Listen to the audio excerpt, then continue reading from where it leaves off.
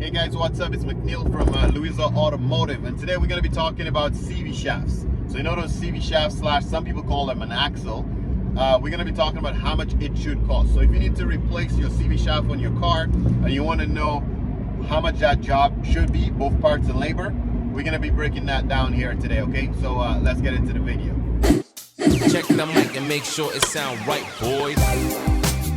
So the first way we're going to break it down, getting straight into it, is parts and labor. So to understand first what they're going to charge you for parts and what they're going to charge you for labor. Maybe we'll do the labor first because the labor is a little bit easier. Now, if you remember how much it should cost to do a brake job, we did a video on that. That was probably about 2 years ago, and got lots of likes and comments and stuff on that video. So it seems like you guys want to know how much things should cost. In that video, we explained that shops normally go based on an hourly rate.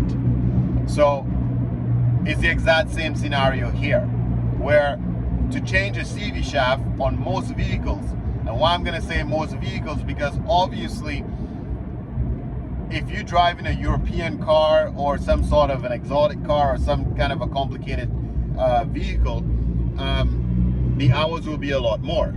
But this is more for the normal Hondas, Toyotas, American Chevys, you know, just the normal everyday commuter cars. The average is anywhere from 1.5 hours to 2 hours is what the shop is going to charge to change a axle, okay? Now, that is on one side.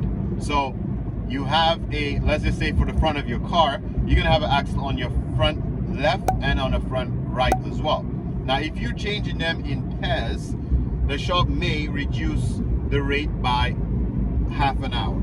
So if, let's say in this example, it was 1.5 for a side, obviously the two would have been 3 hours. So they would reduce half an hour on the overall bills. Instead of charging you 3 hours, they could charge you 2.5 hours because the car is already on the hoist, part of the job's already done. So it's a little bit easier if you're doing it in pairs. So you may get a discount on the hourly rate, okay? Now keep in mind, if the shop works on an hourly rate, and in this example, if we say in the shop hourly rate is $100 an hour, again, if they charge you 1.5, that means the labor is $150. If they charge you 2 hours, it's going to be about $200. And why is there a range? Some people may ask. Why is it not a fixed amount? Because each car, including makes and models, it could take more or less time to change the axle. Now, even if we have the exact same car, sometimes a customer that maintained the car well, like with the rust proofing, undercoating, overall good service, there might not be a lot of rust on the vehicle and bolts may not be seized up. It might be easy to come out, so you can end up charging the 1.5 or 1 hour if it's an easy job for you. But sometimes it's a used car, so bolts could be seized, like I mentioned. There could be a lot of complications in the job, even if it's the exact same vehicle, and the shop would need to charge you a little bit more for that reason, okay? Now, let's get into the price of the parts. If we over the labor, let's get into the price of the parts here.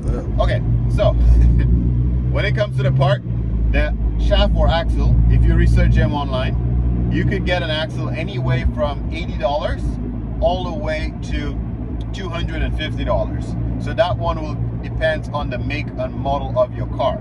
So if you already know, the most complicated part of doing an estimate, I think anyway, is people want to know what the labor is. Because obviously for a part, you could Google it, you could check it on eBay, you could check it online and have an idea what that part could sell for. So for that part, you might have to do a little bit of work yourself and punch in your car in the system and try to figure out exactly what that car part would cost you. You need to punch that in the system. But I already know the range is anywhere from, like I said, $80 to about $250. Now, if you drive, for example, I've had an axle I had to order for a customer that was $3 grand, and that's because it was a Mercedes C300 or 350. So those Mercedes, Audis, a lot of those European cars, sometimes the axles are very, very expensive. So if you drive one of those European cars and the shop quotes you $1,500, even $3,000 just for the axle, it doesn't mean he's trying to stiff you. You just go home and Google it yourself and research it, or call a dealer and get a dealer part number. but the axles could go really up there in price if you drive one of those European cars.